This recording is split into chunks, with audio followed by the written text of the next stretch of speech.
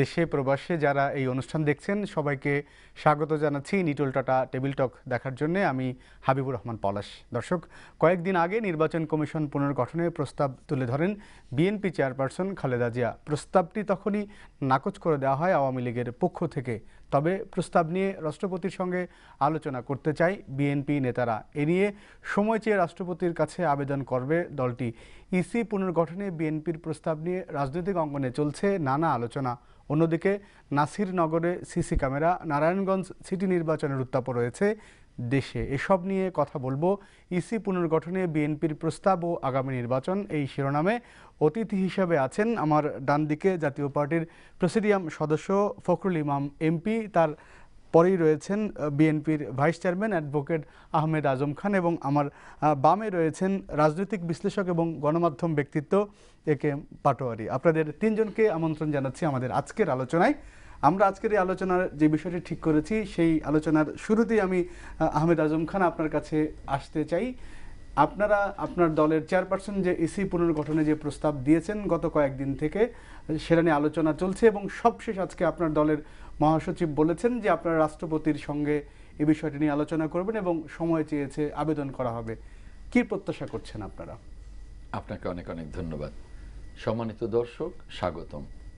দেখুন, গণতান্ত্রিক প্রক্রিয়াকে সমুন্নত রাখা একটি দেশপ্রেমিক রাজনৈতিক দলের দায়িত্ব এবং কর্তব্য, এবং বিএনপি সেই দায়িত্ব এবং কর্তব্য পালন করতে সব সময় সচেতন এবং সচেষ্ট।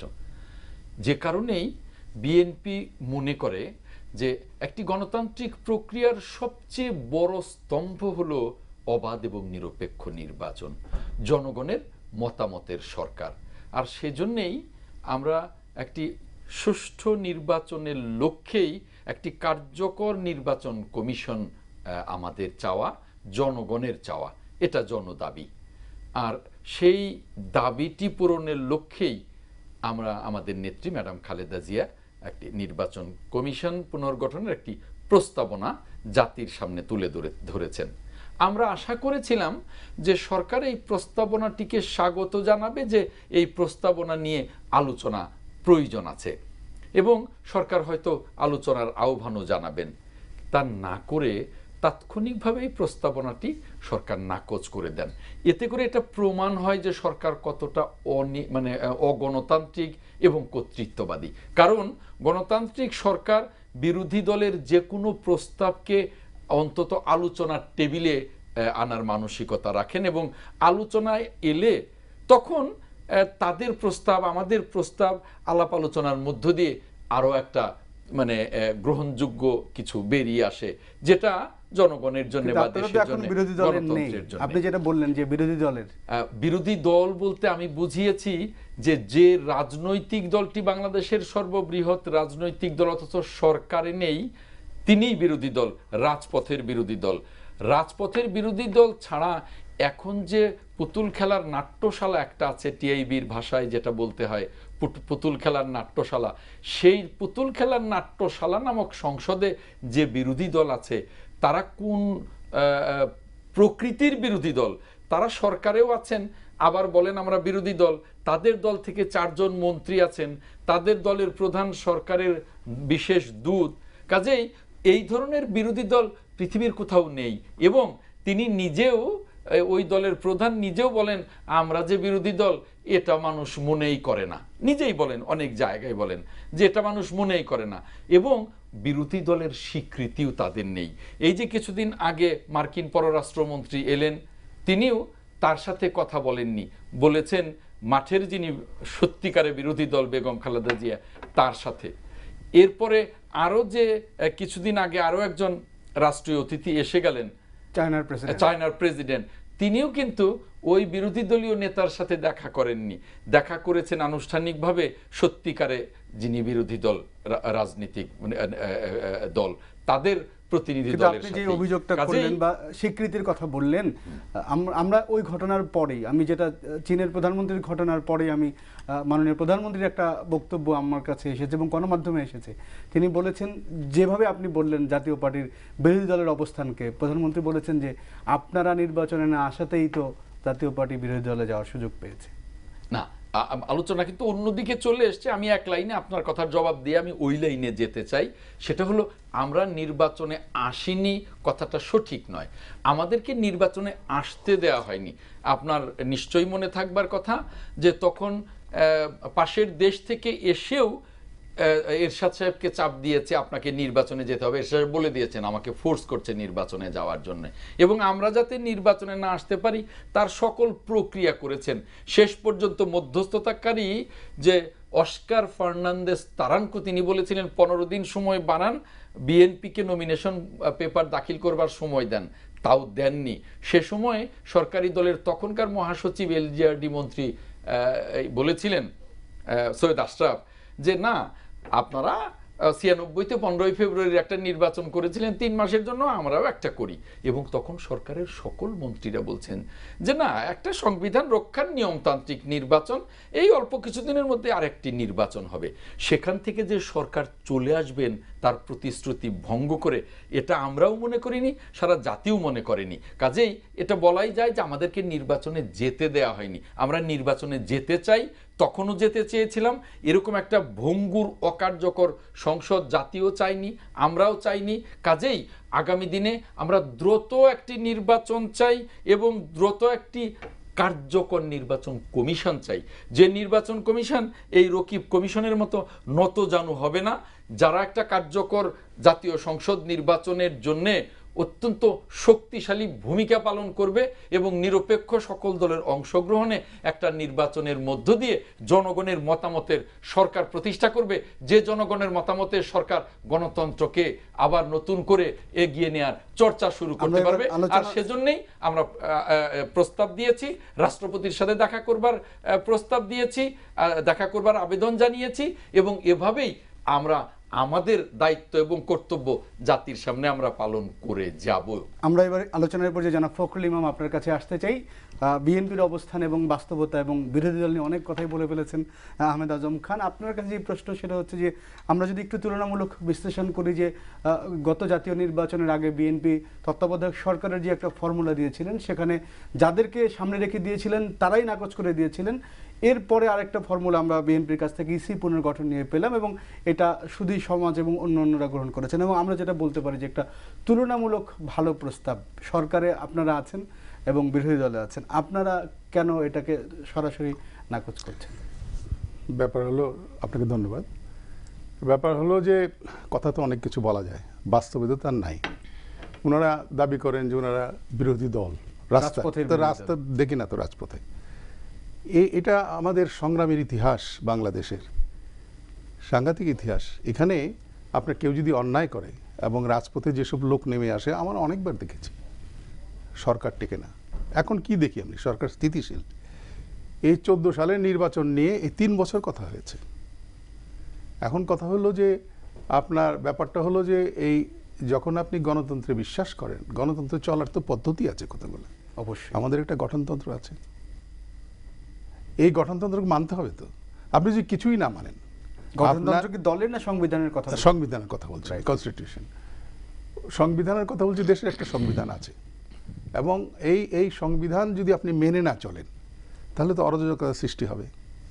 আচ্ছা, সংবিধান, আপনি সংবিধানে কিভাবে বলা আছে কিভাবে নির্বাচন কমিশন হবে, প্রস্তাবটা নির্বাচন কমিশন কিভাবে ফর্মুলেট করবে, সবগুলোই বলা আছে। আপনি হঠাৎ করে মানে এই একটা বিশৃঙ্খল পরিবেশ সৃষ্টি করার জন্যে আপনি কতগুলো প্রস্তাব দিয়ে দিলেন, যেটা আপনি জানেন যেটা সংবিধান মানে কনস্টিটিউশনের পরিপন্থী। কনস্টিটিউশনে লেখা আছে একটা সার্চ কমিটি হবে, এবং সেটা আপনার প্রেসিডেন্ট সেই সার্চ কমিটির থ্রুতে অ্যাপয়েন্টমেন্ট দেবে। এখন উনি যেসব কথা বলেছেন, এটা তো আমাকে কিছুটা বলতেই হয় যে, কারণ বিরোধী দল এখন দেখেন দেশ আজকে কোথায় গেছে, এটা তো সবাই স্বীকার করবেন, দেশ স্থিতিশীল এগিয়ে যাচ্ছে। এগিয়ে যাচ্ছে কারণটা কি আপনাকে বলি। আমি এটা বলতাম না, উনি যেহেতু বলেছেন সেই জন্য। ফার্স্ট পার্লামেন্ট, সেকেন্ড পার্লামেন্ট, এটা কিন্তু 10th পার্লামেন্ট। আমরা যদি একটু খেয়াল করি, 5th পার্লামেন্টের থেকে এই পদ্ধতিটা চলে এসছে। আচ্ছা, 5th পার্লামেন্ট থেকে 10th পার্লামেন্ট পর্যন্ত আপনারা ওই তত্ত্বাবধায়ক সরকারের আন্ডার নির্বাচন হয়েছে 91 থেকে। তারপরে কি দেখেছেন, নির্বাচন হওয়ার পরে আপনার প্রথম জিতেছে বিএনপি, আওয়ামী লীগ যায় নাই, সংসদে যায় নাই। পরের বার আপনার আওয়ামী লীগ যে গেছে, বিএনপি সংসদে যায় নাই। লাস্ট 9 পার্লামেন্টে অনলি ওনাদের নেত্রী বেগম খালেদা জিয়া অনলি 10 দিন উপস্থিত ছিলেন। এই হলো অবস্থা। আর ইলেকশনের কথা উনি বলছেন যে তখন সবাই মানে তত্ত্বাবধায়ক সরকারের সময় যে জিতেছে ঠিক আছে ইলেকশন, আর যে হেরেছে সূক্ষ্ম কারচুপি সহকারে অনেক রকম কথা বলেছে, শুনেছি আমরা, অভিযোগ নিয়ে এসেছেন। কিন্তু কথাটা হলো তারা পার্লামেন্টে যায় নাই। পার্লামেন্টে যায় নাই যার ফলে তখন আপনি যে সরকার ছিল, বিএনপি যে সরকার ছিল কিংবা আওয়ামী লীগ যে সরকারটা ছিল, তারা এইভাবে অগ্রগতিতে যাইতে পারে নাই। তা আমরা কেন গেছি, বিরোধী দল আছে কেন হয়েছি? এটা যদি মনে করেন যে জাতীয় পার্টিকে আপনি ছুঁড়ে ফেলে দিলেন, পারবেন না তো। জাতীয় পার্টি এই দেশ শাসন করেছে 9 বছর সফলভাবে দেশ শাসন করেছে। এবং আমাদের রাষ্ট্রপতি হোসেন মাহমুদ এরশাদের আমি কি বলবো, এই যে এখন পার্লামেন্টারি সিস্টেমটা যে এসছে, আগে তো প্রেসিডেন্ট সিস্টেম ছিল, আপনার তো মনে আছে। পার্লামেন্টারি সিস্টেমটা আনার কারণই হয়েছে যে এখনো পর্যন্ত যদি আপনি প্রেসিডেন্ট সিস্টেমে যান, তাহলে এরশাদ সাহেবকে ওই নির্বাচনের ভোটে হারানো খুবই মুশকিল। সে popular in the ground level, উনি জনগণের কাছে খুব পপুলার ব্যক্তি হইতেই পারে। আপনি এখন চলে আসছেন পার্লামেন্টারি ফর্ম অফ গভর্নমেন্টে, তো সুতরাং আমরা মেনে নিয়েছি। এবং যে উনি বললেন যে ওনাদেরকে যেতে দেওয়া হয়নি, এটা তো একটা সঠিক কথা বলেন নাই। যেতে চাই যে আপনি একটু বলবেন যে আমি বলছি যে ওনারা বিএনপি তো আহ্বান করা হয়েছিল, এটা তো সবাই জানে যে লাস্ট পর্যন্ত সরকার থেকে তাদের 14টা বা 8টা মন্ত্রণালয় এবং কোন কোন মন্ত্রণালয় চান, এগুলা ব্যাপার হয়েছে কি 3 বছর শুধু এই কথাই হয়েছে। তার মধ্যেও দেশ এগিয়ে গেছে। এখন আমাদের যে ফর্মুলা, এখন কি করবে কেউ যদি না আসে, তা আপনার কি দেশ কিভাবে চলবে? আপনার ভ্যাকুয়াম তো থাকতে পারে না। ভ্যাকুয়াম কিভাবে পূরণ হয়? আরেকটা যদি বাইরের লোক কেউ আসে কিংবা অগণতান্ত্রিক কোনো পন্থায় যদি কেউ আসে, তাহলে এটা ফিল আপ করতে পারে। কিন্তু আমরা তো আজ পর্যন্ত এখন দেশের যে অবস্থা, অগণতান্ত্রিক পন্থায় আমরা কেউ চিন্তাও করি না। এখন কোনো রাজনৈতিক দল চিন্তা করে বলে আমার মনে হয় না। আর উনি আজম সাহেব যে গণতন্ত্র বলতেছেন, ওনার দলের মধ্যেই তো গণতন্ত্র নাই, ওনার দলের মধ্যেই তো গণতন্ত্র নাই। এবং আমি এটা আওয়ামী লীগের জন্য একই কথা। ব্যাপার হচ্ছে কি, সবাই মিলে ওই চেয়ারপারসনকে দায়িত্ব দেওয়া হয়, আপনি কমিটি করেন। তো এর থেকে তো অনেক ভালো অবস্থায় আমরা আছি। আমরা তো তাও ধরেন এই আপনার একটা ইলেকশন প্রসেসের মধ্যে, আচ্ছা আনকন্টেস্টেড কতগুলো জায়গা আছে আপনাকে বলি। House of representative in America, ওদের 450টা ভোট আছে হাউস অফ রিপ্রেজেন্টেটিভ আমেরিকাতে, যেটা এমপি কিংবা আমাদের এখানে লেজিসলেটিভ অ্যাসেম্বলির মতো। ওরা এই গত 3 বছর আগে যে ইলেকশনটা হয়েছে, 450 সিটের মধ্যে 200 সিট আনকন্টেস্টেড ছিল, 200। তো সেটা নিয়ে তো কথা বলে না। আপনার আজকে যে আমেরিকাতে যে দেখছেন তো টাকার কি ছড়াছড়ি, গত নির্বাচনে দেখেছেন তো। এবং অনেকে বলেছে যে মানে president, the honourable president Trump সম্বন্ধে বলেছে যে বাংলাদেশি। তো কারণটা ছিল যে ওনার যে ভঙ্গি, ওনার যে বাচন ভঙ্গি, আমি যদি জিতি তাহলে এই ইলেকশন মানবো, হারলে আমি মানবো না। তো এইসব নিয়ে তো অনেক কথা আমরা শুনেছি। এখন বিএনপি কেন আসে না, এটা তাদের কৌশলগত ভুল। এবং আমরা একটু আলোচনার উপর যেটা যেতে চাই, আপনি একটু বলবেন যে প্রস্তাবটা এই মুহূর্তে বিএনপি ইসি গঠন নিয়ে দিয়েছে। আচ্ছা, ইসি গঠন নিয়ে দেখেন, ওনারা যে তত্ত্বাবধায়ক সরকারের যে প্রস্তাবটা এসছিল, কেন এসছিল যে রাজনীতিদের মতভেদ ছিল, একজন আরেকজনকে বিশ্বাস করতো না। তখন এই আওয়ামী লীগ এবং আরও রাজনৈতিক দলরাই তত্ত্বাবধায়ক প্রস্তাবটা নিয়ে আসে। তখন বিএনপি কিন্তু ওটা বুঝতে চায় নাই। তখন ওনারা বলেছে এটা পাগলের প্রভাব, এরকম কথা বলেছে। আচ্ছা যাই হোক, এখন জনগণের চাপে এটা মেনে নিয়েছে। মেনে নেওয়ার পরে এটার এগেনস্টে কেস হয়ে বলে সুপ্রিম কোর্ট রায় দিয়েছে এটা সাংঘর্ষিক সংবিধানের সঙ্গে।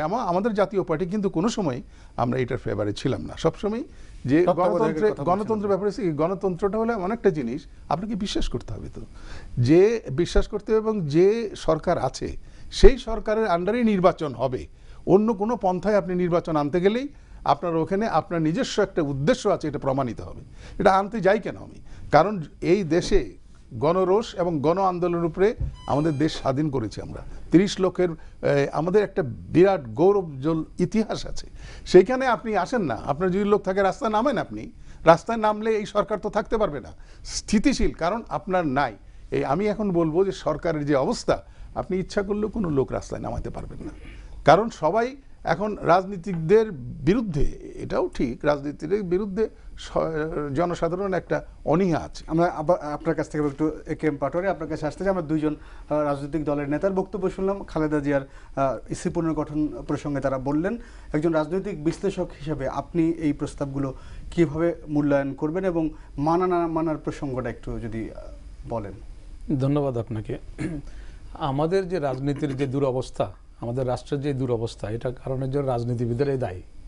কারণ যখন যে গেছে আমাদের কোনো প্রতিষ্ঠান ঠিকমতো কাজ করুক, এইটা একটা রাজনৈতিক দলও সেটা চায় নাই। যখন তাদের দুর্দিন আসে তখন তারা প্রতিষ্ঠানগুলিকে কার্যকরী করার জন্য তাদের তখন খুব চিন্তা হয়, কিন্তু যখন যারা ক্ষমতা থাকেন তখন তারা সেটা চিন্তা করে না। তাহলে এই সমস্যাগুলো এই জন্য উদ্ভূত, এই সব পরিস্থিতির সৃষ্টি হচ্ছে। আর ইমাম সাহেব যে কথাটা বললেন যে দেখেন আমরা রাজনীতির দুর্দশাটা কোথায় যে পড়ছে। এখন আবেদন করে বিদেশি গেস্ট আসলে আমার সাথে কে দেখা করবে না করবে সম্পূর্ণ তার এখতিয়ার, কিন্তু দেখা যাচ্ছে যে আবেদন করা হচ্ছে। রাজনীতির কোথায় নিয়ে যাচ্ছে যে আবেদন করে দেখা করতেছে। আচ্ছা, আবার দেখেন বিদেশে যাচ্ছে লিডার অফ দ্য অপোজিশন, সেখানে ডিপটি স্পিকারের অধীনে যাচ্ছে সদস্য হিসাবে। তার মানে থাকতে হবে, কারণ এখানে আসলে জনগণের কল্যাণ তাদের উদ্দেশ্য না। উদ্দেশ্য হলো যে তাদের পতাকা উড়ানো আর বিনা ভোটে যাইয়া যদি এমপি কথাটা লেখানো যায়, অসুবিধা কি? আপনার যেখানে একটা টুকরিতে যদি দেখা যাচ্ছে যে 80% কমলা নষ্ট, তাহলে নষ্ট কমলা হিসেবে এটা ধরে নেওয়া হয়। তো যেখানে 152 জনের ইয়ে করার জন্য 154 জন বিনা ভোটে আসছে। আপনি বলতেছেন আপনার সংবিধানে আসছে, সংবিধানের কথা যখন তার পক্ষে যায় না যায় তখন সংবিধানের কথা আসে, কিন্তু সংবিধানে কি বলা আছে জনগণের প্রত্যক্ষ ভোটে, জনগণ হলো মালিক। তো জনগণের ভোটের মালিক, জনগণের ভোট দিয়ে কি আপনার এমপি তৈরি করছে? করে নাই। তাহলে সেটা কিভাবে করতেছেন আপনি? কারণ আপনাকে এই সোল এজেন্সি কে দিচ্ছে আপনাকে? যদি জনগণই মালিক হয়ে থাকে তাহলে জনগণ নির্বাচন করবে, তার ম্যানেজার কে হবে? আপনি তো ম্যানেজার মাত্র, কিন্তু দেখা যাচ্ছে ম্যানেজারে আপনি ভিক্ষা করছেন, আবার এসে জনগণকে আপনার মালিকের কর্মচারী পিটাচ্ছে। সেটা তো দেখছি আমরা। কিন্তু এইগুলি সম্পূর্ণ ক্ষেত্রে আজকে এই আরও অধঃপতিত হবে ইয়ের জন্য। আর বিএনপি যেটা বলছেন, বিএনপি জানে যে সরকার এটা মানবে না। বিড়াল কখন বর্তমান যে প্রস্তাব মানবে না, কিন্তু আমি একটা করে বলি যে বিএনপি তো জানে এটা মানবে না। বিড়াল কখন গাছে উঠে? যখন কুকুরে ভালো করে তাড়া দেয়, এর আগে কিন্তু গাছে ওঠে না। তো এখন বিএনপি যদি ওই স্ট্যাঙ্ক দেখাইতে পারে, আপনি স্বাধীনতা কি কোনো সময় দেখছেন আবেদন করি পুলিশ কমিশনের কাছে আবেদন করলে কি আমরা স্বাধীনতা পাইতাম? অবশ্যই না, পাইতাম না। ছিনলে আজাদি ছিনে নিতে হয়। তো এখন বিএনপির কি এর অল্টারনেটিভ কোনো ব্যবস্থা আছে যে তারা মিটিং করতে দিচ্ছে না? না দিলে সে করবে যে না আমি মানবো না, আমি মিটিং করব। তাহলে এই অবস্থা নাই কেন, বা এই অবস্থা যাচ্ছে না কেন? তো এখন ব্যাপার হচ্ছে দেখেন এই হলো অবস্থা। তারপরে রাষ্ট্রপতির কাছে যাচ্ছেন, রাষ্ট্রপতিকে ক্ষমতাশীল করার জন্য সংবিধানে কি রাষ্ট্রপতির এরকম কোনো পাওয়ার দিছে? রাষ্ট্রপতিকে কবর জিয়ারত করা ছাড়া রাষ্ট্রপতির কোনো কাজে নেই। তো সেখানে রাষ্ট্রপতির কাছে যাবে, ওনারা জানেন যে রাষ্ট্রপতির কোনো ক্ষমতা নেই, রাষ্ট্রপতি প্রধানমন্ত্রীর নির্দেশ আর কিছু করতে পারবে না।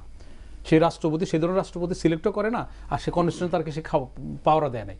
তাহলে ওটা কেন যাচ্ছে? জাস্ট জনগণকে বলা যে হ্যাঁ আমরা তো কিছু একটা করতেছি, এই অবস্থা। আর জাতীয় পার্টির এখন চিন্তা হয়ে গেলো যদি বিরোধী দলে আইসা যদি ভোট যদি নাও দেয়, সরকারের যে পাওয়ারে আছে যদি সিলচাপড় মারিয়ে দেয়, তাহলে বিরোধী দল হবেন বিএনপি, তাদের ওনার অবস্থান থাকে না। তো উনি কেন বলছেন এই কথাটা? ওনারা জাতীয় পার্টি চাচ্ছেন যে যদি বিএনপি চলে আসে তাহলে বিএনপির এই যে জাতীয় পার্টির এই পদও থাকবে না, তারা তো বিরোধী দলের চেয়ার থাকবে না। তো তাহলে তাদের এমপিও গেল, সবই গেল। এটাতে একটু আচ্ছা আমি বলি আগে, তারপর আপনি বললেন। আমার সময়টা বরাদ্দ হয়েছে, তো আপনার সময় আপনি যত পারেন বলেন। তাহলে কি দাঁড়ালো ওটা? তো এখন ব্যাপার হচ্ছে ওনারা কিন্তু জনগণের কথা চিন্তা করছে না, দেখছে আমার চেয়ারটা ঠিক আছে কিনা। যদি ওরা অংশগ্রহণ করে তাহলে তো আমার চেয়ার থাকতেছে না। জাতীয় পার্টির কথা বলছে। আর আওয়ামী লীগ চিন্তা করছে আমি এই সুযোগ সুবিধা আছে, আমার কেউ ধাক্কা দিচ্ছে না, আমার কি কেউ মৃত্যুদণ্ডের আদেশ কি গাড়ির তেল খরচ করে আনতে যায়? কোর্টে যায় না, নিশ্চয় যায় না। কারণ যখন মৃত্যুদণ্ডের আদেশ তাকে ফলো করে, তো সেরকম সিচুয়েশন যদি সৃষ্টি না করে তারা কেন ইলেকশন দিবে? তারা তো আছে, ভালো আছে, খাইতেছে দাইতেছে, তাদের সব সুযোগ সুবিধা করতেছে। আর প্রায় বলা হয় যে যেমন ইমাম সাহেব বললেন যে উন্নয়ন করছে, উন্নয়নটা মানে কি? আপনি দেখবেন কোনো মিটার রিডারে যদি বলেন যে তুমি বেতন নিবা, ডিউটি করা লাগবে না, কেন না আমি কি এতিম নাকি, আমি বিনা পয়সা নেবো কেন? তখন তার দেশপ্রেম। আসলে ওইটা না, মিটারে কম বেশি করে ওই 570 টাকা খাওয়া। কোনো ওসিকে যদি বলেন তোমার ডিউটি করা লাগবে, ইন্সপেক্টরের বেতনটা পাবো, সে রাজি না। তার মানে কি দেশপ্রেমিক? বলে কাজ করে খেয়েছে, আমি কি দেশপ্রেমিক কম আমার? কিন্তু আসল উদ্দেশ্য এটা না, আসল উদ্দেশ্য মফস্বল, ওখানে পয়সা খাওয়া। আর আমরা যে ডেভেলপমেন্ট কাজ করা মানে হলো কি, কোনো ইঞ্জিনিয়ার দেখবেন যদি তার যদি কাজ না থাকে, যে সেকশনে যে ডিভিশনে তার কাজ থাকে না সেখানে সে পুষ্টি নিতে চায় না। সে তো বেতন এক্সিকিউটিভ ইঞ্জিনিয়ার সব পয়সা সমান পাচ্ছে, তাহলে সে কেন করতে চাচ্ছে না? তার মানে হলে মেগা প্রজেক্ট মানে মেগা পার্সেন্টেজ জনগণের ট্যাক্সের টাকা। এটা কোনো রাজনীতিবিদদের নিজের সম্পত্তি বিক্রি করে কোনো রাস্তা করতেছে না, আপনারা আমার ট্যাক্সের টাকা করতেছে। উপরন্ত রডের টাকা, কন্ট্রাক্টের জন্য টাকা, হ্যাঁ সেখানে তার সুবিধা তো প্রজেক্ট হলে তো দেখেন না চেয়ারে খুলে যায়, এই একই লোক দেখেন মন্ত্রী হওয়ার আগে চেয়ারে দেখেন, আর এখন দেখেন যদি আপনার কাছে টিভি ক্যামেরা থাকে দেখেন আপনি তেল ভাসতেছে, কি কারণটা কি? হঠাৎ করে কি চেয়ারের এতই গুণ যে সেখানে তেল হচ্ছে? এখন হলে কি আমাদের রাজনীতিবিদদের আস্থার সংকটের জন্য মানুষ রাজনীতি বিমুখ হচ্ছে, আমরা কোনো প্রতিষ্ঠানকে আমরা কার্যকরী করতে চাচ্ছি না। তো এখন এই সময়গুলি একটা তো সময় আসবে, মানুষের তো একটা সময় তো এই দেশ থেকে চলে যেতে হবে সবাই, কারো পৃথিবীর জীবনে তো সরকার তো ক্ষণস্থায়ী, জীবনের তো ক্ষণস্থায়ী, তাহলে আমাদের কনক্লুশন তো আসতে হবে জনগণের স্বার্থের জন্য আমরা এক জেনারেশনে কী রেখে যাচ্ছি, আমরা তো এমন একটা রাষ্ট্র রেখে যাবো, তাহলে আমার পক্ষের যাওয়ার জন্য যত যুক্তি দরকার তা তো না। পাবলিক তো এত সুতিয়া না, পাবলিক বুঝতেছে কে কোন কথা কেন বলছে, বিএনপি কেন বলতেছে, বিএনপি আওয়ামী লীগ কেন কোন কথা কেন বলতেছে, তারপরে জাতীয় পার্টি কেন বলতেছে, পাবলিক এত সুতিয়া? পাবলিক সব বুঝতেছে কে কোন উদ্দেশ্যে কথা বলছে, কতটুকু জনস্বার্থে বলতেছে, কতটুকু তাদের নিজের স্বার্থে কথা বলছে। পাবলিক এত বোকা না, পাবলিক এখন কিছু করতে পারছে না। যেমন এই প্রসঙ্গে আমি একটা গল্প বলি, সেটা হলো ওই একজন বলতেছে সব সরকার করতে আছে, তো সরকার করতেছে, ছোটো একটা বাচ্চা বলতেছে সরকার করতেছে, আব্বা সরকার কি? বলে সরকার হলে বুঝো এই যে আমি সংসার চালাচ্ছি আমি হলাম সরকার, আর তোমার মা এটা দোষ ধরে ওটা তোমার মা হলো বিরোধী দল, আর তুমি হলা আমাদের জনগণ, নিরীহ জনগণ, আর তোমার বড় ভাই আছে সে হলো আপনার আমাদের ভবিষ্যৎ। তো বলে বুঝছো এখন সরকার কি? বলে হ্যাঁ বুঝছি সরকার। তারপর সে খেলতে চলে গেছে, আয়সা দেখে রাত হয়ে গেছে, আয়সা দেখে বাপের ঘরে যায়, দেখে যে বাপ ঘুমাইতে আছে। তারপরে মাকে দেখছে মা রূপচর্চায় ব্যস্ত, তো ভাইয়ের রুমে ঢুকে দেখেছে ভাই পেশাব করে ডুবে আছে। তো এমন সময় তার নানা ফোন করলো যে কী খবর তোমার? বলে খবর হলে সরকার ঘুমায়, বিরোধী দল রূপচর্চায় ব্যস্ত, আর আমাদের ভবিষ্যতে পেশাবে তলায় যাচ্ছে, নিরীহ জনগণ বুঝতে পারছে না কী করবে। তো এখন আমাদের হচ্ছে এদের কাণ্ডকৃতিতে আমাদের নিরীহ জন বুঝতে পারতেছি আমরা কী করবো। আপনাদের সঙ্গে আমরা প্রসঙ্গে আবার আলোচনায় আসবো, একটা ছোট্ট বিরতি নিয়ে আসি, তারপর আমরা বলতে হবে বিরতির পরে আবার আসবো। দর্শক, নিটল টাটা টেবিল টকের আয়োজনে একটি ছোট্ট বিরতি নিচ্ছি, কোথাও যাবেন না, আমাদের সঙ্গেই থাকুন।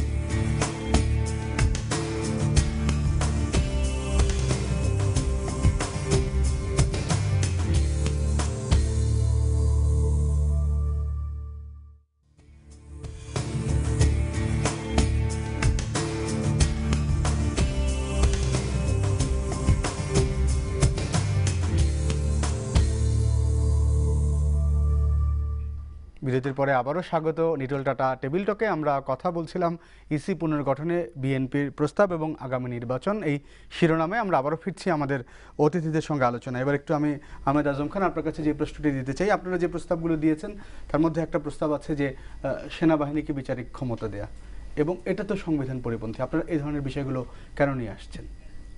দেখুন, আমি প্রথমে একটু ইমাম সাহেবের কথায় দুটি আলোচনা করে এই বিষয়টায় যাই।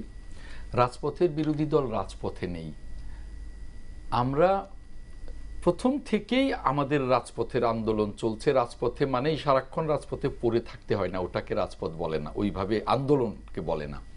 আর দ্বিতীয়ত হলো যে আমরা নিয়মতান্ত্রিক রাজনীতি করি, সংবিধান মেনে রাজনীতি করি। এখন আমাদের সরকারের সময় হতো যে একটা মিছিল হলে অথবা একটা সমাবেশ হলে পুলিশকে অবহিত করতে হবে, যাতে করে তারা এটাকে প্রোটেকশন দেওয়ার, নিরাপত্তা দেবার জন্য ব্যবস্থা নিতে পারে। আর এখন সেটা হয়ে গেছে কি যে আপনি সমাবেশ করবেন পুলিশের অনুমতি নিয়ে, আর যদি পুলিশের অনুমতি ব্যতি রেখে আপনি রাজপথে নামেন, দেখা যাবে হাজার হাজার পুলিশ নিয়ে আপনার উপরে হামলা করেছে এবং উল্টো আপনার বিরুদ্ধেই মামলা করেছে যে আমাদের অনুমতি ছাড়া, সরকারের অনুমতি বা পুলিশের অনুমতি ছাড়া মাঠে নেমেছিল নাশকতার উদ্দেশ্যে। সেখানে আপনার কোনো আর রেহাই নাই। কাজেই ওইভাবে মাঠে নামা যায় না।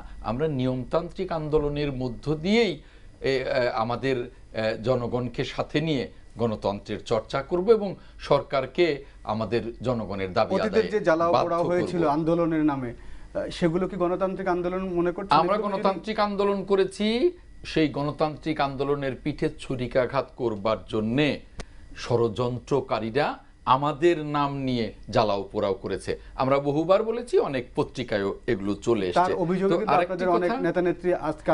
হ্যাঁ, ম্যাডাম খালেদা জিয়া তো জ্বালাও পোড়াও করতে গেছেন, তিনি তখন অবরুদ্ধ ছিলেন, তার বিরুদ্ধে তো অসংখ্য মামলা। মির্জা ফখরুল ইসলাম আলমগীর তিনি গেছেন, এম কে আনোয়ারের মতো ব্যক্তিত্ব তারা জ্বালাও পোড়াও করতে গেছেন, তাদের বিরুদ্ধে অসংখ্য মামলা। কাজে এগুলো যে রাজনৈতিক উদ্দেশ্যমূলক মামলা, এটা আপনি যেমন জানেন, আমি যেমন জানি, সকলেই জানেন। আরেকটা কথা আমি বলি, উনি বলেছেন যে নির্বাচনে ওনারা না এলে নির্বাচন তো হবেই। আমার এখানেই অবাক লাগে, জাতীয় পার্টি যখন এই নির্বাচনের সাফাই গায় অবাক লাগে, কারণ এই নির্বাচনে না যাওয়ার জন্যে যখন জাতীয় পার্টির চেয়ারম্যান হোসেন মোহাম্মদ এরশাদ বলেছিলেন যে আমি আমার লুট করা পিস্তল আছে, গুলি করে আত্মহত্যা করব, সে কথাটা বোধহয় ওনারা ভুলে গেছেন।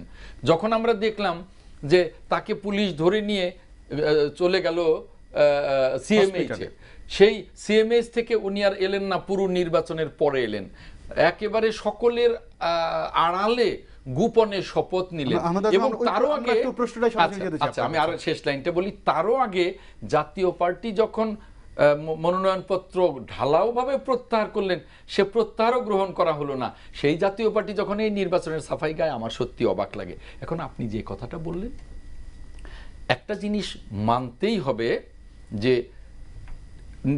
নির্বাচনগুলোতে সেনাবাহিনী ম্যাজিস্ট্রেসি পাওয়ার পেয়েছে এবং সেনাবাহিনী মাঠে থেকেছে, সেই নির্বাচনগুলো তুলনামূলকভাবে অনেক বেশি গ্রহণযোগ্য হয়েছে এবং সে কারণেই এই প্রস্তাবনাটা দেয়া। এবং যখনই আপনি দেখবেন যে 91 নির্বাচনে, 2001-এর নির্বাচনে, 96 নির্বাচনে সেনাবাহিনী কিন্তু নির্বাচনের মাঠে ছিল এবং সেই নির্বাচনগুলো কিন্তু গ্রহণযোগ্য হয়েছে। কাজেই এখানে সাংবিধানিক যদি কোনো বাধ্যবাধকতা থাকে, সেই বাধ্যবাধকতা কিন্তু ওভারকাম করা যায় আমাদের রাজনৈতিক দলের সমঝোতার মধ্য দিয়ে। আমরা সেই সাংবিধানিক বাধ্যবাধকতা কিন্তু ওভারকাম করতে পারি। এখন নির্বাচনটাকে স্বচ্ছ করা কিন্তু মূল বিষয়। সেখানে আমরা যদি এই জায়গাটুকুতে, আমরা তো সংবিধান সংশোধন করে অভ্যস্ত, এই বর্তমান কিন্তু 15তম সংশোধনী হয়ে গেছে, অতএব ষোড়শ সংশোধনী। কাজেই যে বিষয়টা এসছে প্রস্তাবনাগুলোতে, সেটা শুধুমাত্রই নির্বাচনকে অবাধ এবং নিরপেক্ষ করবার জন্যেই এসছে। এবং যদি এই নিরপেক্ষ নির্বাচন করবার জন্য কার্যকর নির্বাচন কমিশন গঠন করতে হয়, তাহলে এই প্রস্তাবনা নিয়ে সরকারের আলোচনা করা উচিত। সরকারও পাল্টা প্রস্তাব নিক, প্রস্তাব জাতির সামনে তুলে ধরুক এবং দুইটা প্রস্তাব নিয়ে আলোচনা করেই একটি সিদ্ধান্তে উপনীত হলে তখনই বোঝা যাবে যে সরকারের উদ্দেশ্য একটি ভালো নির্বাচন করবার। আর সাথেই যদি নাকচ করে দেওয়া হয় এবং না বসার জন্য অটল থাকে, তাহলে বোঝা যাবে যে সরকার আরো একটা 5 জানুয়ারির নির্বাচনের নীল নকশাই করছে। এটাই প্রশ্ন যেতে চাই ফখরুল ইমাম আপনার কাছে, যে আসলে কি আরেকটি ওই নির্বাচন করতে চাই, যে প্রশ্নটা আপনাকে দিতে চাই সেটা হচ্ছে, আপনাদের প্রস্তাব হলো যে সংসদের প্রতিনিধিত্বকারী দলগুলোর সঙ্গে আলোচনা করে নির্বাচন কমিশন গঠন করা, সব মিলিয়ে আপনি বলবেন। আমি বলছি যে ওনার এই যে আনোয়ার সাহেবের কথা প্রথমেই যে উনি বলেছেন যে আমরা বিরোধী দলে থাকার জন্যে আমরা খুব তৎপর, তা তো নই। আমরা, আমাদের একটা ঐতিহ্য আছে, আজ পর্যন্ত জাতীয় পার্টির কোনো নির্বাচন আমরা বর্জন করি নাই এবং কোনো নির্বাচন বাধাও দেয়নি। আমরা 35টা পেয়েছি, 14টা পেয়েছি, 17টা পেয়েছি এবং গতবারও আমরা মাত্র একটা কম ছিলাম 9 পার্লামেন্টে। আমাদের ছিল 21টা, বিএনপির ছিল 22টা। আমরা ইচ্ছা করলে সেখানে, আমরা মহাজোটে ছিলাম, জোটের পরবর্তী মহাজোটে ছিলাম, ইচ্ছা করলে আমরা ওইখানে ষড়যন্ত্রের মাধ্যমে বিরোধী দলের যেতে পারতাম, কিন্তু আমরা গণতন্ত্রে বিশ্বাস করি এবং সেই জন্যই আমরা এই গণতন্ত্রের প্রতিষ্ঠানগুলোকে টিকিয়ে রাখতে চাই। আর এটা কথা হলো, সরকার তো আসবেই, সরকার কিন্তু গণতান্ত্রিক পন্থায় স্বৈরাচারী সরকার কিন্তু আসে, কিন্তু সরকারটা চলে কিভাবে? এই সরকার ছাড়াও আমাদের কতগুলো ইনস্টিটিউশন আছে, যে ইনস্টিটিউশনগুলো দেশকে চালানোর জন্য সাহায্য করে। অবশ্যই, যেমন তার মধ্যে ধরেন আপনার বিচার বিভাগ আছে, আইন শৃঙ্খলা বাহিনী আছে, তারপরে আপনার নির্বাচন কমিশন আছে, তারপরে এরকম ইনস্টিটিউটগুলো যদি আপনার ঠিক মতো চলে, তাহলে সরকার, যে সরকারই আসুক, তাকে ঠিক মতো চলতে হবে। তো ওনার কথাটা আমি বললাম, উনি আরেকটা কথা বলেছেন যে আমাদের বিরোধী দলের নেতা উনি ডিপটি স্পিকারের আন্ডারে গেছেন। কথাটা এরকম হয়েছে যে আইপিএর যে প্রেসিডেন্ট আমাদের সাবের হোসেন চৌধুরী, উনি স্পেশালি ইনভাইট করেছেন রওশনের যাওয়ার জন্য। এখন ওনারা, এটা হলো 10th পার্লামেন্ট, 9th পার্লামেন্ট পর্যন্ত ওই বিরোধী দল আর কি বলে সরকারি দল কি ঠিক করেছে জানি না। যখন উনি যাবেন তখন দেখা গেল যে বিরোধী দলের যে নেত্রী, উনি যাইতে, মানে কোনো দিন চিফ হয় নাই, সুতরাং চিফ হয়ে যাওয়া হবে না। তখন ওনারা বললেন যে ঠিক আছে, আমি যাব, যেহেতু সাবের হোসেন চৌধুরী আমাকে দাওয়াত করেছে, স্পেশাল গেস্ট হিসেবে দাওয়াত করেছে, আপনারা বানান না বানান পরের কথা, আমি ওখানে আমার দলকে রিপ্রেজেন্ট করব এবং আমি বক্তব্য দেব। তখন 15 মিনিটের বক্তব্যটা হাফ করে 7 মিনিট বিরোধী দলের নেতা বক্তৃতা দিয়েছে আর 7 মিনিট ডেপুটি স্পিকার সাহেব বক্তৃতা দিয়েছে। আমি মনে করব যে এই জিনিসটা চেঞ্জ হওয়া উচিত, যেটা শুরুর থেকে আছে সেটা যে সবসময় থাকবে এটা তো ঠিক না। ওই প্রশ্নে আমরা যেটা চাই যে ইসি পুনর্গঠনে আচ্ছা, ইসি পুনর্গঠনে উনি বলেছেন, আপনাদের প্রস্তাব নিয়ে বলবেন। আমাদের প্রস্তাব দেখেন, উনি আরেকটা কথা বলেছেন যে প্রেসিডেন্টের কোনো পাওয়ার নাই, প্রেসিডেন্ট খালি এটুকু করে। এগুলো তো সমালোচনা আপনি করতেই পারেন, কিন্তু এই পার্লামেন্টারি সিস্টেম থেকে যে আপনি প্রেসিডেন্ট সিস্টেম থেকে পার্লামেন্টারি সিস্টেমে যে আসলেন, এটা তো ওনারাই এসছেন। বিএনপি এবং আওয়ামী লীগ দুইজনই মিলেই সিস্টেমটাতে এসছে। ওনারা জানেন যেখানে পার্লামেন্টারি সিস্টেমে প্রেসিডেন্ট এখানে টিউটোরিয়াল কিংবা কি বলবো আমি, এই মানে অলংকারিক পদ এটা, কিন্তু তারপরে ওনার কতগুলো ক্ষমতা আছে। যেমন তারপরে নির্বাচন কমিশনকে উনি অ্যাপয়েন্ট করেন, জাজদেরকে অ্যাপয়েন্ট করেন, তারপরে ওই আপনার জাজদেরকে যদি ওই ট্রাইব্যুনালের মাধ্যমে জাজরা যদি কোনো অপসারণ করতে হয় তাহলে প্রেসিডেন্ট সেটা করতে পারেন। কিছু হচ্ছে পাওয়ার নাই তা নয়। আর আমাদের আজম ভাই বলেছেন যে ওই ওনারা দল আর কি বলবো, গণতান্ত্রিক দল, গণতান্ত্রিক রীতিনীতি মেনে চলেন। কিন্তু আমাদের কথা হচ্ছে সবসময়ই যে আপনি এই দেশে একটি নির্বাচন হচ্ছে, সেই নির্বাচনে যদি পছন্দ না হয় আমি যাব না, আমার না যাওয়ার অধিকার আছে, যে আমি নির্বাচনে পার্টিসিপেট করব না। কিন্তু রাজনৈতিক দলের দায়িত্ব হলো নির্বাচনে অংশগ্রহণ করা। তারপরেও আমি দেখলাম যে এখানে কিছু প্রবলেম আছে, যাব না, আমি নির্বাচনে আমি গেলাম না, কিন্তু আমার কোনো সময় অধিকার নাই নির্বাচনকে আমি বন্ধ করব। সেটা তো সন্ত্রাসী কর্মকাণ্ড। এবং ওনারা 2014 সালের 5ই জানুয়ারি যে নির্বাচন হয়েছে আমরা সবাই জানি সেখানে কীরকম সন্ত্রাসী কাণ্ডকর্ম হয়েছে। তো ভোটার আসবে কীভাবে? তাছাড়া এমনি ওনারা যে কাজ করেছেন, যেভাবে ওনারা উইথড্র করছেন, আর যেভাবে দেখা গেছে যে কেউ কোনো একটা সিটে একজনই, তো কাকে নির্বাচন করবেন আপনি? আমি শেষ করিনি, আরেকটা ওনার কথা আছে, 5ই জানুয়ারি নির্বাচন। আরেকটা কথা উনি বলেছেন যে ম্যাজিস্ট্রেসির কথাটা বলিনি, আজ পর্যন্ত সেনাবাহিনীকে কোনো সময়ই ম্যাজিস্ট্রেসি দেওয়া হয়নি। সেনাবাহিনী স্ট্রাইকিং ফোর্স হিসাবে কাজ করেছে, সেটাই যথেষ্ট ছিল। ম্যাজিস্ট্রেসি আজ পর্যন্ত এই 10টা পার্লামেন্টে কোনো সময় দেওয়া হয়নি। আমরা একটু কেম পাটোয়ারি আপনার কাছে যে প্রসঙ্গটি জানতে চাই, দুই বিজ্ঞ রাজনৈতিক আমি বলবো যে তারা তাদের অবস্থান থেকে বলছিলেন আগামী নির্বাচন সামনে এবং যে প্রস্তাবনা বিএনপির পক্ষ থেকে দেওয়া হচ্ছে এবং অতীতের যে নির্বাচন নিয়ে অবস্থানগুলো এবং সামনের যে নির্বাচন, এই মুহূর্তে যদি রাজনৈতিক দলগুলোর সমঝোতার যে কথা আহমেদ আজম বলেছেন যে রাজনৈতিক সমঝোতা, সেই অবস্থায় কি সরকার এবং বিএনপির মধ্যে বা আওয়ামী লীগ বা বিএনপির মধ্যে আছে কিনা?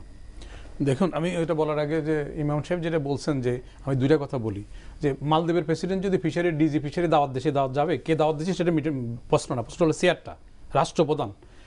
দ্বিতীয়ত হলো যে ওনাদের এখানে যে গণতন্ত্র আছে বলছেন, তাহলে একটা আদেশে দেখা যাচ্ছে মহাসচিব যে বরখাস্ত হচ্ছে, এটা কি গণতান্ত্রিকভাবে হয়েছে? বাবুল সাহেবের বাদ দিয়ে ওনার জন্য সেটা কি গণতান্ত্রিকভাবে হয়েছে?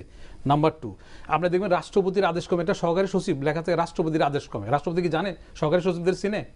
ওইটা হলো রাষ্ট্রপতির কাছে জায়গায় প্রধানমন্ত্রী যা বলবেন তাই হবে, কারণ আপনার প্রতিটা সহকারী সচিব টিউনুল আদেশটার মধ্যে লেখা থাকে রাষ্ট্রপতির আদেশ ক্রমে, রাষ্ট্রপতি চিনেই না। বাস্তবতা হলো এখানকার যা গ্রিন সিগন্যালের উপরে হয়। এখন ব্যাপারে যে সদিচ্ছা আছে কিনা, কারণ প্রত্যেকটা পার্টির একটা নিজস্ব অঙ্ক আছে। অঙ্কটা কি? জনগণ সেকেন্ডারি, আমার স্বার্থটা কি, আমার বেনিফিটটা কি, আমি কিভাবে ক্ষমতা যেতে পারবো। তো এখন সদিচ্ছা হলে যে ভাই যখন জনগণ যদি মালিক, জনগণ যারা যেভাবে চাবে সেইভাবে যাবে, এই সদিচ্ছা তখন পর্যন্ত না আসবে, অসল অবস্থা যাবে না। এখন আপনি কি বললেন যে অবস্থানটা আছে কিনা দুই দলের, সমঝোতার অবস্থানটা একদমই 30 সেকেন্ডে সমঝোতার অবস্থান তো নাই, কারণ নিজস্ব অঙ্ক আছে, আমি জিতবো, তাহলে সমঝোতা কিভাবে হবে? এখন যদি সেইখানে সরকার যদি মনে করে যে এটা আমার ব্যক্তিগত কোনো সম্পত্তি না, জনগণ মালিক, জনগণ যারা হিসাবে তাই দিবে, আর সদিচ্ছা তাহলে আর্মি যে যদি কনস্টিটিউশন জনগণের জন্য, আর্মি থাকুক না, এই অসল অবস্থা নিরসনের জন্য যদি সরকার সদিচ্ছা থাকে যে ওরা চাইছে সন্তুষ্ট করেন না, এখানে হইলে যদি আমি যদি কারচুপি না করি, সিল না মারি, আর্মি আসুক, বিডিআর আসুক, জাতিসংঘ থেকে আসুক, আমার তো কোনো সমস্যা নাই। জি, আমরা আপনাদের সঙ্গে এই প্রসঙ্গে আবারও আলোচনা আসবে, আর একটা বিরতি নিতে হচ্ছে এবারে। দর্শক, নিটল টাটা টেবিল টকের আলোচনা আরও একটি ছোট্ট বিরতি নিচ্ছি, কোথাও যাবেন না, ফিরছি একটু পরেই, আমাদের সঙ্গেই থাকুন।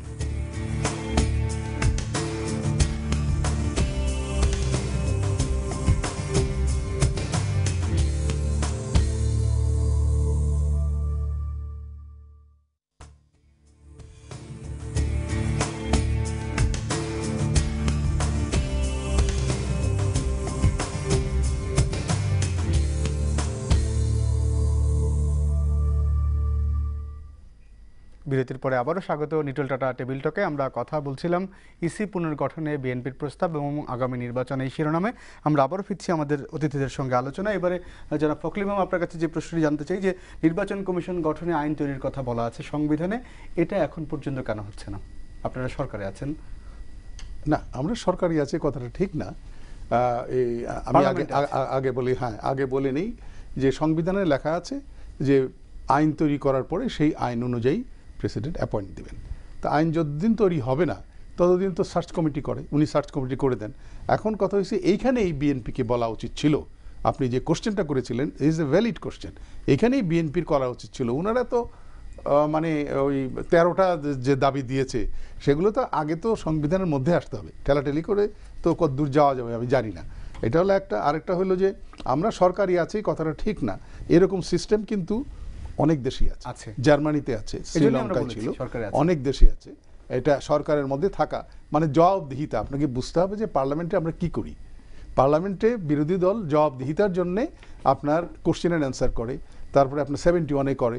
এখন জবাবদিহিতার আরেকটা আমি মনে করি বেড়েছে যে ক্যাবিনেটে যদি আপনি বিরোধী দলে থাকেন ওইখানে জবাবদিহিতার কোশ্চেন একটা আসে। আমাদের মন্ত্রীরা যদি হ্যাঁ করবে তা তো করবে না, ওইখানেও জবাবদিহিতার একটা সুযোগ আছে। সুতরাং এই সিস্টেম যে একদম খারাপ তা আমি বলতে পারি না, তবে এক এক রকম আপনার প্র্যাকটিসটা এক এক দেশে এক এক রকম হয়। কারণ আসল কথা উনি যেটা বলছেন উদ্দেশ্যটা কী হবে, উদ্দেশ্যটা যদি মহৎ থাকে তাহলে সবগুলোই ঠিক হবে। আরেকটা উনি বলেছেন যে উন্নয়ন কিভাবে হচ্ছে, কিভাবে বুঝবেন? আমি তো উন্নয়ন হচ্ছে আমি চেঁচালিত উন্নয়ন হয়ে যাবে না। উন্নয়নের কতগুলো প্যারামিটার আছে, যে প্যারামিটারগুলো সমস্ত বিশ্ব এগ্রি করেছে। যেমন MDG 8টা ছিল আমাদের, প্রত্যেকটাতে সফলতা অর্জন করেছে। এবং এখন SDG আছে, সাস্টেনেবল ডেভেলপমেন্ট। এই সাস্টেনেবল ডেভেলপমেন্টে যে 33টা আছে সেখানেও আমরা অনেক এগিয়ে যাচ্ছি। এবং এই সরকারের বলতে দ্বিধা নাই, এই সরকারের যে প্রধান মাননীয় প্রধানমন্ত্রী, ওনার স্ট্যাটাসটা উনি নিজেই বাড়িয়ে ফেলেছেন। এবং ওনার যে বিশ্বে মানে ইন্টারন্যাশনাল পলিটিক্সটা এটাতে উনি প্রবেশ করেছেন এবং এটা ওনার যোগ্যতায় প্রবেশ করেছেন। এটা তো হিংসার কিছু না। আমার দেশের লোক যদি একটা যোগ্যতা স্থানে যায়, যেমন অনেকে নোবেল প্রাইজ পেয়েছে, সেটাও তো আমরা প্রশংসা করি তাকে। সুতরাং এটা উনি শেখ হাসিনা মাননীয় প্রধানমন্ত্রী একটা যোগ্য স্থানে গেছেন এবং আমাদের দেশকে নিয়ে গেছেন। সে সম্বন্ধে আমি এটার মধ্যে আমি দ্বিমত পোষণ করি না। আর তাছাড়া আমি একটু ওই ভাইয়ের কথায় একদম শেষ করছি, আমার 2 মিনিট আছে, কিন্তু 1 মিনিট হয়েছে। আমি শেষ করছি যে উনি কথাগুলো বলেছেন, উনি নিজেও জানেন যে ওই যে কতগুলো আছে না হুকুমের আসামে, আপনি যদি একটা প্রোগ্রাম নেন যে আমি ওইখানে এই প্রোগ্রামটা রক্তক্ষয়ী প্রোগ্রাম হবে, একটা সন্ত্রাসমূলক প্রোগ্রাম হবে, তাহলে আমি লিডার হিসেবে আমি অটোমেটিক্যালি সেটার দায়িত্ব আমাকে নিতে হবে। এইভাবেই আইন চলে, উনি জানেন, কিন্তু এইভাবেই আইনটা চলে, এইভাবেই আইনটা হবে। কারণ আপনাকে আমরা একটু অ্যাডভোকেট আহমেদ আজম আপনাকে যে প্রসঙ্গটি বলবো, আপনি যেটা আপনার আলোচনায় বলছেন রাজনৈতিক সমঝোতা এবং আপনার যে প্রস্তাবনা অবস্থানটা অ্যাকচুয়ালি সরকারের সঙ্গে আপনাদের আছে কিনা এবং আগামী নির্বাচন এই আলোচনার মধ্য দিয়ে কিভাবে আপনারা দেখতে চান? প্রথম কথা হলো আমি একটু পরে আসি, ওনার 2-3টে কথার খুব সংক্ষেপে জবাব দেব। নবম পার্লামেন্টে ওনাদের ছিল 21, আমাদের ছিল 22, আমাদের 30 ছিল। আমি সেটাকে বলছি না, বলছি যে নবম পার্লামেন্টের আগে ডক্টর শামসুল হুদা চিফ ইলেকশন কমিশনার ছিলেন, তিনি বলেছিলেন আমি 70-এর নির্বাচন করব। ওই 70-এর নির্বাচন করতে গিয়ে বিএনপিকে 30টা দিয়েছেন না 13টা দিয়েছেন, এটাই বুঝেন যে কি টাইপের নির্বাচন হয়েছে। পুরো ঢাকা ডিভিশনে 94টি আসনের একটাও দেন নাই, এরকম ছিল নির্বাচন। আর এই 10ম নির্বাচন 154 আসনের নির্বাচন হয়নি। উনি বলেছেন যে জ্বালাও পোড়াও করেছে। আপনারা দেখেছেন যে 146 আসনের নির্বাচনে 43টি কেন্দ্রে একটি ভোটও পড়েনি। সেখানে কি আওয়ামী লীগের লোক ছিল? আমরা একদমই সেখানে জাতীয় পার্টির লোক ছিল। আমরা সরাসরি প্রশ্ন যেতে চাই। একটা কথা যে নির্বাচন কমিশন গঠনে আইন প্রণয়নটা অত্যন্ত জরুরি। আইনজ্ঞরা বলেই ফেলেছেন আইন প্রণয়ন না করে যদি নির্বাচন কমিশন গঠন করা হয় তাহলে তারা কোর্টে চলে যাবেন। অর্থাৎ তাহলে দেশটা কিন্তু নির্বাচনটাই মুখ থুবড়ে পড়বে, কমিশনও মুখ থুবড়ে পড়বে, একটা অনিশ্চয়তায় চলে যাবে দেশ। সেই কারণেই আমি মনে করি যে কথাটা বললেন যে সমঝোতার পরিবেশ আছে কিনা, সমঝোতার পরিবেশ তৈরি করতে হবে। আপনাকে রাজনীতি করতে হলে, রাষ্ট্র চালাতে হলে, রাষ্ট্রের যে অঙ্গ সরকার এবং বিরোধী দল তাদের সাথে আমি একটা বিরোধী দল বলছি না, বিরোধী দলগুলোই বলছি, প্রধান প্রধান রাজনৈতিক দলগুলোর সাথে সরকারের অবশ্যই একটা সমঝোতার পরিবেশ তৈরি করতে হবে, সে দায়িত্ব ধন্যবাদ। সরকারের, ধন্যবাদ এবং আপনাকে। আমরা একটু এগিয়ে নিয়ে যেতে হবে শেষ- নির্বাচনের একদমই জন্য, শেষ প্রান্তে, একদম গণতন্ত্রের জন্য। সবশেষ একে পাটোয়ারি, আপনি দুজনের বক্তব্যের মধ্য দিয়ে বলবেন, এবং নারায়ণগঞ্জের একটি নির্বাচন আমাদের সামনে এই মুহূর্তে বেশ আলোড়ন সৃষ্টি করেছে, সব মিলিয়ে আপনার প্রত্যাশা। দেখুন, এখন হলো মাইন্ডসেটের ব্যাপার, যে এটা প্রধানমন্ত্রী কারোর সমঝোতা এরা ওনারা চাইলে হবে না। প্রধানমন্ত্রী কী চাচ্ছেন সেটা হলো মুখ্য বিষয়। আর আপনার দেখুন সার্চ কমিটি বর্তমানে ইলেকশন কমিশন ইয়েকে, যে চেয়ারম্যানকে ধরে সার্চ কমিটি ঠিক করছে, কারা সার্চ করছে?